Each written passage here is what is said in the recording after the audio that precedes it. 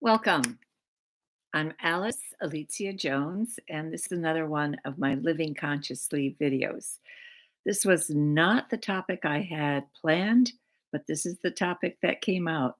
And I'm going to run with it because I feel, for whatever reason, there might be others that are in the same situation.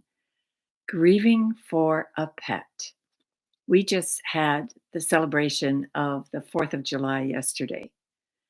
And we had 2 corgis, brother and sister, that we once took to a 4th of July celebration at the mall. And we found out that they were very young at the time, but we found out that Sammy, the male, was petrified of bugles. When that drum and bugle corps started coming down, he literally choked on his leash and to run in the opposite direction. So the message I took from that was that he must have lost his life, one of his lives, either as a human or as an animal in a battle that included a drum and bugle corps. And it could have been the American Revolution, could have been another one, but that poor little guy couldn't get out of there fast enough, and I had to literally go about 2 blocks away. I could still see the parade from my vantage point, but obviously at a distance. Um, it was really quite interesting. Delilah, we had known, uh, actually, at that point, I don't think we quite recognized how afraid she was of loud noises, fireworks, thunder, lightning, anything that a backfire in a car, anything that caused a loud noise sent her scurrying into the laundry room to bury herself under the farthest corner and put the clothes on top of her head just to get away. And at that point, she was, like I said, still young. I think they were just about a year and a half. And so it was the second July that we had them. Um, it was an amazing thing to watch, but I'll back up a little bit and I'll tell you the story of the first corgi that we got. And his and the reason we settled on corgis is because about age 6, maybe 5, maybe 6, my son said he'd like a dog. And I didn't feel he was old enough to take care of a dog. So I had this illusion that if he got a little bit older, he would actually take care of it. Wrong. However, we saw a Disney movie and it featured a corgi that was scared, ran away from home because of a broom. The woman of the house had been sweeping with a broom, and that broom petrified him. And so he ran away, and were his adventures. And we fell in love with the breed of the corgi. So we thought, okay, let's go get a corgi. And our first one, we didn't have to go very far. We just looked in the paper and there was an ad for the sale of corgis. They were $500 at the time. I think they're 2,500 right now, but they were 500 at that time. And they it was off of Route 50, which is one of our main drags, and kind of before Middleburg, kind of out in the country, but before we got into horse country. And when we got there, I looked at the house and I thought, this doesn't look very well cared for. And the pen that the corgis were in was outside, but immaculate. So I thought, okay, maybe the house doesn't look very well taken care of, but these puppies certainly were. And so there were 9 of them that came running over to us and started to lick our fingers as we put them through the fence, but only one stayed behind, and that was the one we took home. Sweet, sweetest little puppy that you can imagine. But the kids soon found out that as he grew, what a terror he was. It's not that he was mean. He wasn't mean. He was very, very fast. He could outrun a person on a bike. And when we took him to a house once for when we went on vacation and couldn't bring a pet, he left. He left the house, and they had the presence of mind to come to see where he had come. He had come back home. He was young, but he had come back home to where he felt he belonged. And so they someone got the idea of, well, let's tie him and see if he uh, is happy just being tied up. But he wasn't happy. He usually had the roam of the house, and he just roamed through. I did not cordon anything off except when I was potty training him. And I can honestly say during the 12 weeks that I potty trained him, pa- paper training him in the kitchen, I cried more than I had cried the previous 12 years of my life. He just didn't get it. I don't know if he was stubborn. I don't, he definitely had a mind of his own. So I just, it seemed like I was in tears every single day trying to get this dog trained. But once he got trained, then he was terrific. From that point on, he literally thought he was a member of the family. If a group of us started to talk, he started to bark. He wanted to put his 2 cents in. And I can't tell you how many times I heard, "Shut up, Taffy."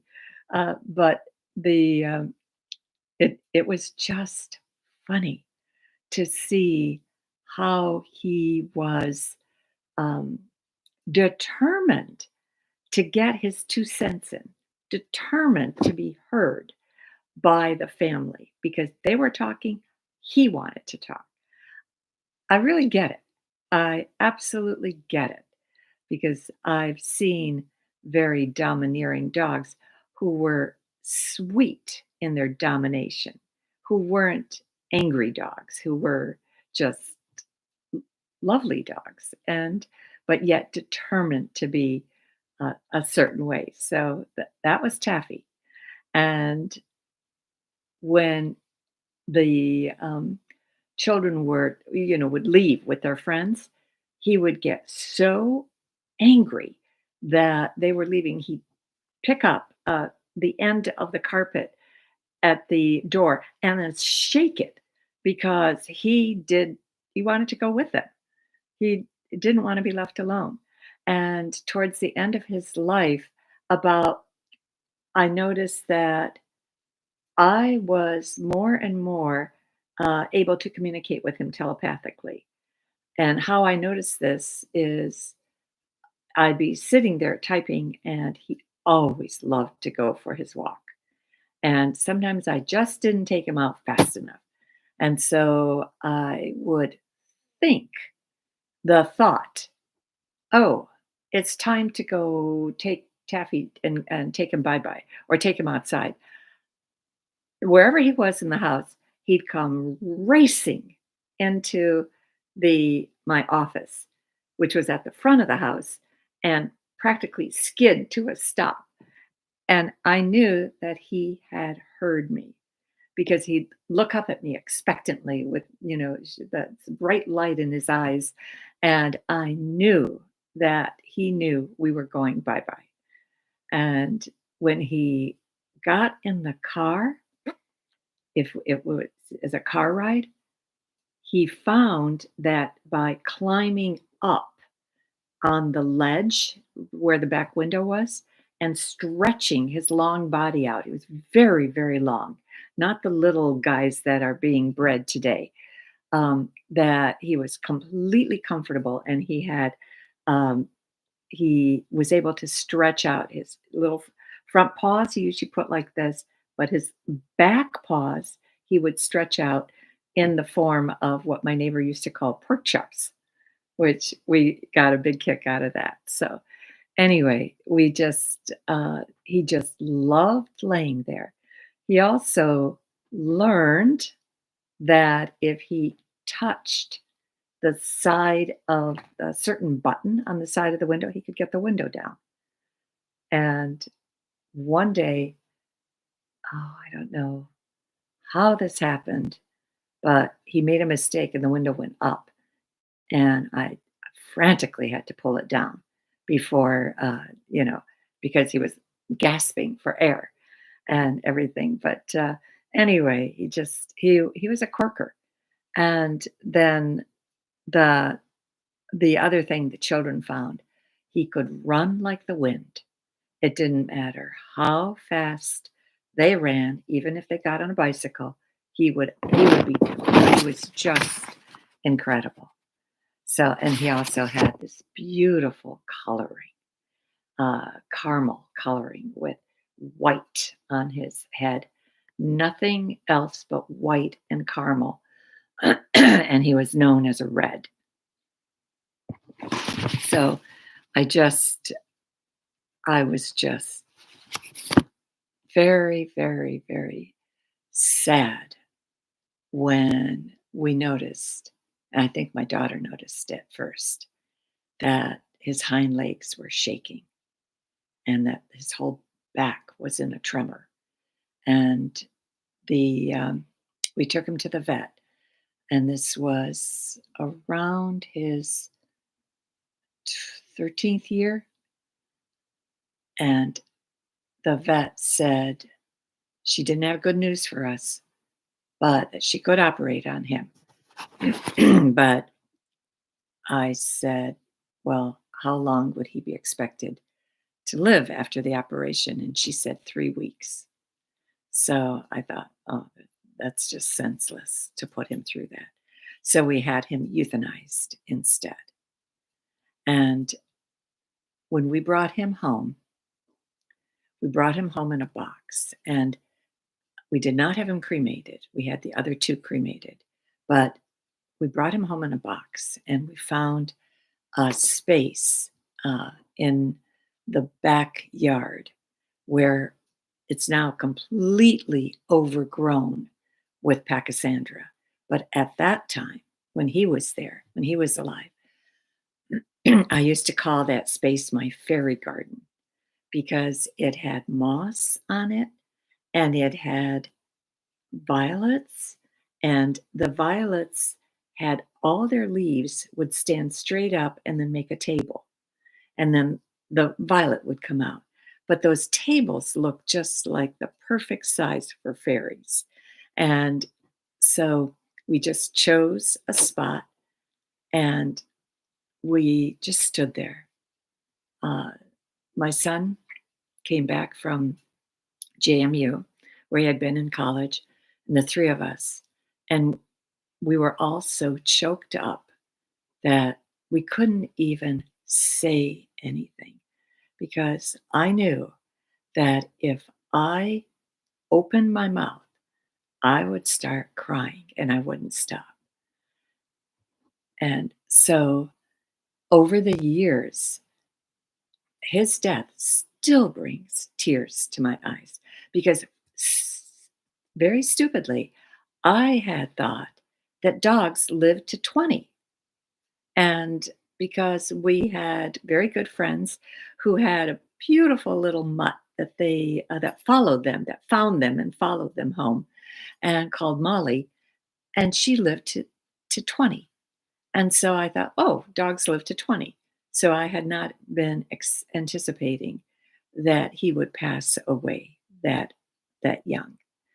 Um, and it just, like I said, it just broke my heart when we had to say goodbye to him, and we didn't feel ready to bring another pet into our lives until a certain time passed. And for us, it was 2.5 years.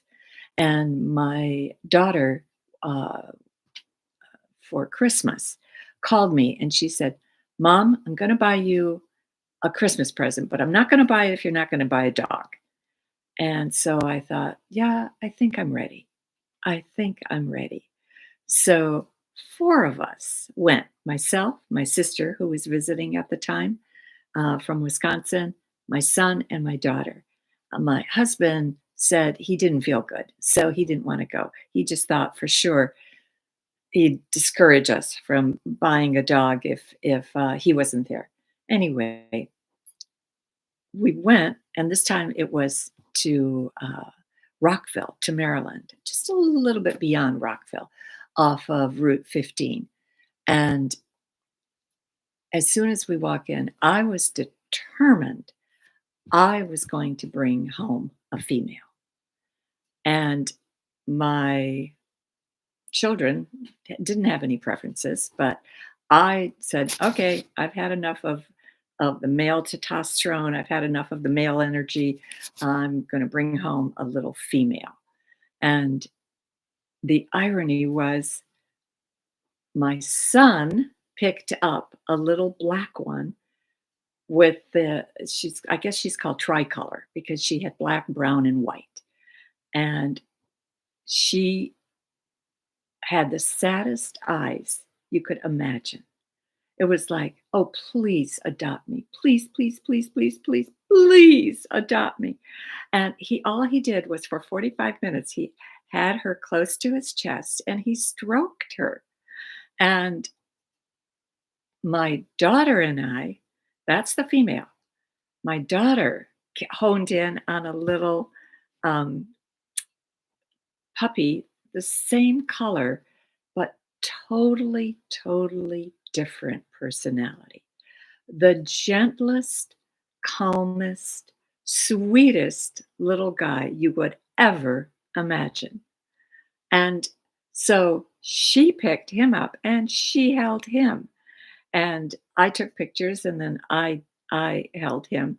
So anyway, after about 45 minutes of this, we determined we told the farmer that owned them we would come back, and but we'd come back with my husband the next day. And so he told us $550 for each animal, which wasn't a huge increase considering that Taffy had lived almost 13 years and we paid 500 for him.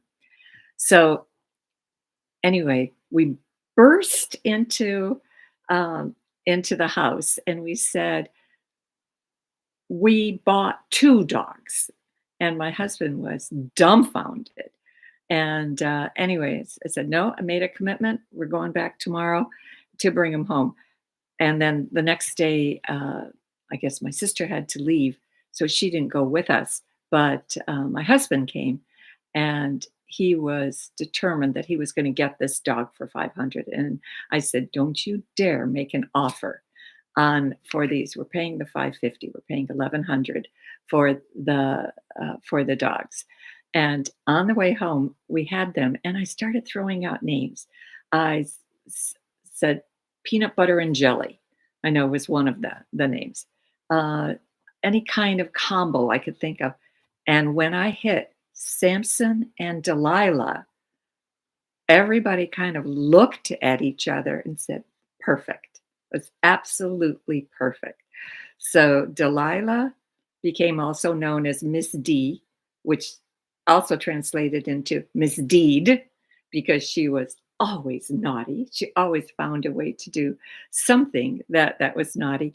And Sammy was the sweetest, sweetest little guy in the world. He was no matter what Delilah had to do, he was going, "Oh, okay." And he was just the sweetest little guy. And I know that I'm gonna just fast forward to when we had to put Delilah to sleep because she had a fatty tumor and she could no longer even walk and she couldn't eliminate. And we knew we had probably kept her at least maybe a month, but at least a week too long. I toyed with the idea, should I take Samson with me while we euthanize her? And then it dawned on me that he would be able to see her spirit leaving. And so I decided absolutely I would take him as we euthanized her. And he came back to the cottage because it just so happened we did this while we were at the cottage in Pennsylvania. And they were so kind, so gentle. We were all crying. I still cry when I think about it. And Sammy just sat there and just looked at her. One of us held her, one of us held him, and he just looked at her as she got the shot. We put him in the car and he came back to the cottage, never once looking for where his sister was. Never once.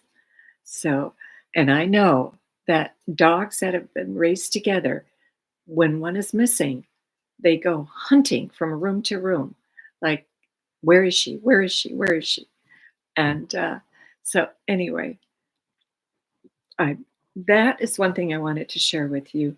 Do not be afraid to take a pet if you have two of them in the house with you, if you have to euthanize.